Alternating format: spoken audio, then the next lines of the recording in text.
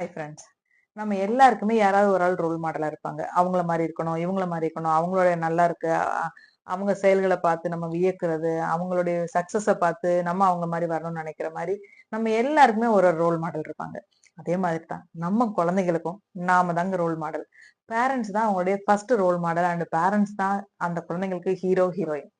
So நம்மள பார்த்து தான் அந்த குழந்தைங்க பழகுவாங்க. நம்மளுடைய ஃபுட் பார்த்து தான் அவங்க ஃபாலோ பண்ணுவாங்களே தவிர, நம்ம சொல்ற விஷயங்கள கேட்டு எடுத்துப்பாங்க. அது மாரி நடந்துப்பாங்க, மாறுவாங்க அப்டின்னா பண்ண மாட்டாங்கங்க.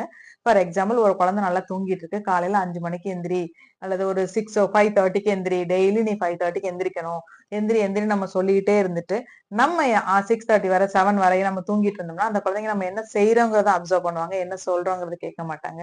சோ ஒரு குழந்தை 6:00 டெய்லி எந்திரிக்கணும்னு நினைச்சீங்கன்னா, நீங்களும் 6:00 எந்திரிக்கணும்.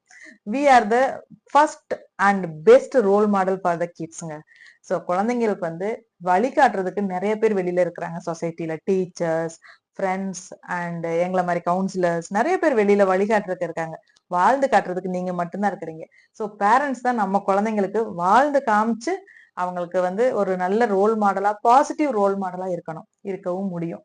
நம்ம ஃபுட்பாத் தான் ஃபாலோ பண்றாங்க, நம்ம செய்யறதா அவங்க செய்யறாங்க அப்படின்னா, ஒரு அப்சர்வர் யாராவது ஒரு ஆள் இருந்து ஒரு சின்ன குழந்தை ரூபத்துல நம்மள அப்சர்வ் பண்ணிட்டே இருக்காங்க நம்மளுடைய செயல்களை, பேச்சுக்களை அப்படிங்கும்போது எந்த அளவு நம்ம கவனமான முறையில பேசணும், செயல் செய்யணும் அவங்க முன்னாடிங்கிறத கொஞ்சம் சிந்திச்சு பாருங்க. We are the best role model for our kids. Think different. கொஞ்சம் மாத்தி தான் யோசிங்களே.